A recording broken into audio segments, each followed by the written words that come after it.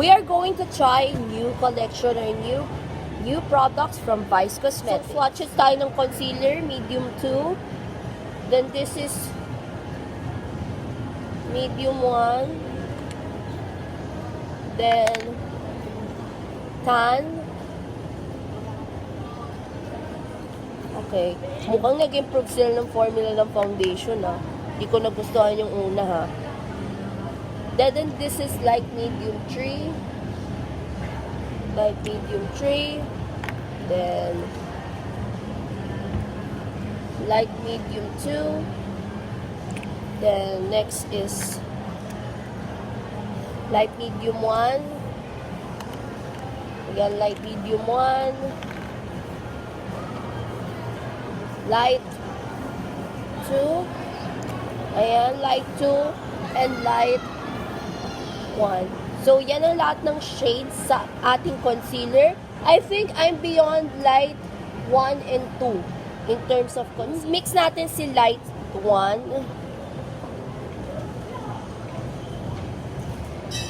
At si light 2 in terms of concealer. Kasi andito yung range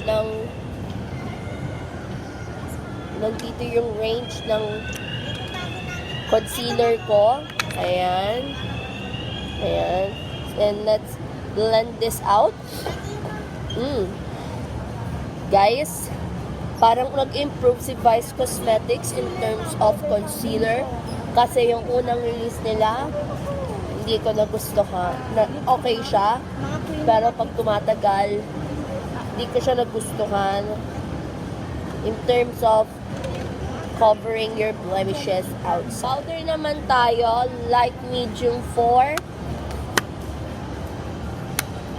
Then, si tan.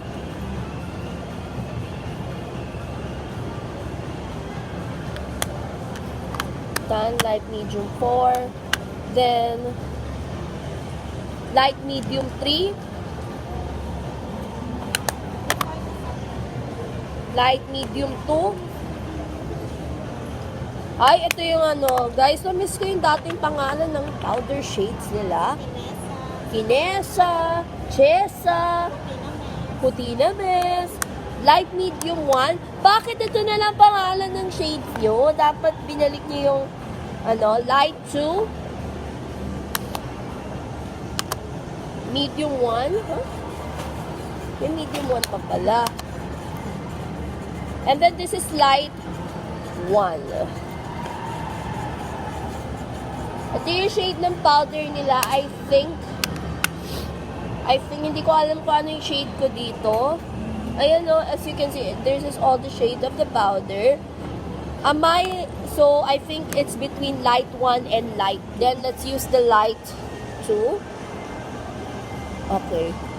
Gamitin natin yung sponge. Nahiya pa baby mo. Okay. Guys, ito yung mapapurchase ko talaga ng paulit-ulit kasi it covers everything. Covers everything. At hindi nagbabago ang kanyang formula in terms of everything sa powder nila. I super duper love it. Of course, the universal setting powder, ito yung swatches. Banana and natural. So, let's try banana. Let's try both shades. Kung setting na powder siya, let's try both shades.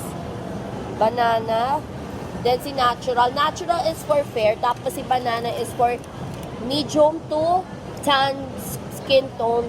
At parang ano, parang kung ano yung natutunan nyo sa Flush Day na all setting powder, ayan yung reference niyo for this. And lastly, 24-hour lock na kanilang setting spray. Let's try this. Okay.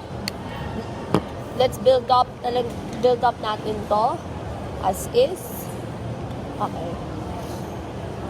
Among all the products, mas nagustuhan ko ito. Si powder talaga ang nag-sound out sa akin. Also, the concealer, nag-improve sila ng formulation in terms of concealer. The first release, nagda-dry siya. This one, it didn't dry after all. Especially, the formulation is perfect for oily skin. And this one, kahit nagbago siya, ng packaging. Gusto ko yung formula ng Vice Cosmetics. Ito talaga yung OG powder ko when I started makeup kasi napakaganda ng finish niya on my skin. Dagdag mo pa dito sa setting powder na ito. You can use this as your highlighter and pwede rin siya pang bake overall. And lastly, the setting spray. My makeup sets perfectly well with this one. So, you better try the Endless collection ng Vice Cosmetics. Thank you!